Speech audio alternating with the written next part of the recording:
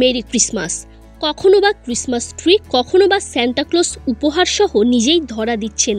বিজয় দিবসে সেন্ট ভিনসেন্টে ড্রোনের তৈরি বাংলাদেশের পতাকার মনোমুগ্ধকর ছবিটাও নিশ্চয়ই এখনও আপনার চোখে ভাসছে। বলা হয় প্রত্যেকটা সুন্দর, গোছালো এবং সফল কাজের পেছনে থাকে বহু মানুষের পরিশ্রম, সাধনা এবং কষ্টের গল্প।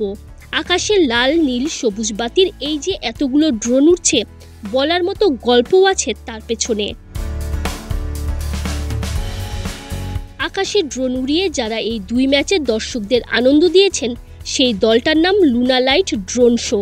300 ড্রোন কেবলমাত্র 2 দিনের একটা শোয়ের জন্য 15 সদস্যের দলের টানা 3 মাসের প্রস্তুতি।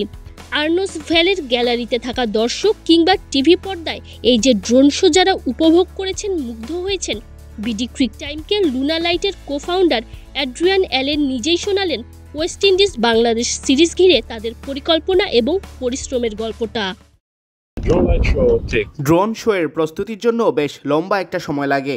যেমন শোয়ের প্ল্যানিং, ডিজাইনিং, প্রোগ্রামিং করতে করতেই মাস পেরিয়ে গেছে। এছাড়াও ক্রিকেট ওয়েস্ট ইন্ডিজের প্রেসিডেন্টের সাথে আমাদের আলোচনা করতে হয়েছে। আমরা 2টো শো করতে চেয়েছিলাম, যার একটাতে ক্রিকেট সেন্ট ভিনসেন্টের ঐতিহ্য তুলে ধরা হবে, আর আজকে যেহেতু ডিসেম্বর, তাহলে ক্রিসমাস থিম কেন না?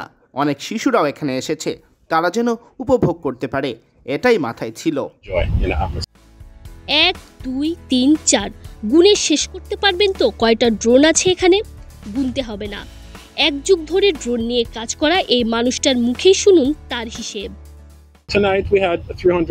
আজকে আমাদের 300 ড্রোন ছিল। শোয়ের ধরন অনুযায়ী আমরা 500 থেকে 2000 ড্রোনও ব্যবহার করি। অদূর ভবিষ্যতে হয়তো এই সংখ্যাটা বেড়ে 5000, 10,000ও হতে পারে।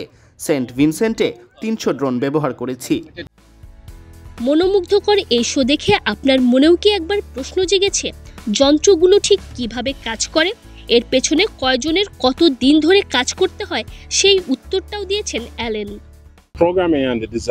শোয়ের ডিজাইন তৈরি করে ড্রোন ম্যানুয়ালি ঠিক করতে হয়। যখন আমরা সব গুছিয়ে ফেলি, এরপর প্রোগ্রামের মাধ্যমে সেট করে দিলে অটোমেটিক্যালি ডিজাইন ধারণ করে 3টা অ্যান্টেনার মাধ্যমে নেটওয়ার্কিং করা হয়।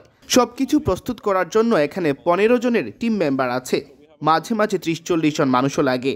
এই মুহূর্তে আমরা মায়ামি এবং বোম্বেতে 700 ড্রোন শো করছি, যেখানে 20 জন টিম মেম্বার লাগছে। বলা হয় সাফল্যের কোনো শর্টকাট রাস্তা নাই। লুনা লাইটের টিম মেম্বারদের ক্ষেত্রেও নিয়মটা একই। একটা শোয়ের আগে 2 বা 3 ঘন্টা না, সময় ব্যয় করতে হয় পুরো 2 থেকে 3 মাস। ড্রোন শো এর জন্য 2 থেকে 3 মাস সময় লাগে। ক্লায়েন্টের সাথে কথা বলা, প্ল্যান আর ডিজাইন করা, সব মিলিয়ে এই সময়টাই লেগে যায়। জীবনটাকে দারুণভাবে উপভোগ করতে জানে ক্যারিবিয়ানরা, জানে কালে ভদ্রে আর্নস ভ্যালে ম্যাচ আয়োজনের সুযোগ পেলে কিভাবে বহির্বিশ্বের সামনে নিজেদের সংস্কৃতিটা ভালোভাবে উপস্থাপন করতে হয়।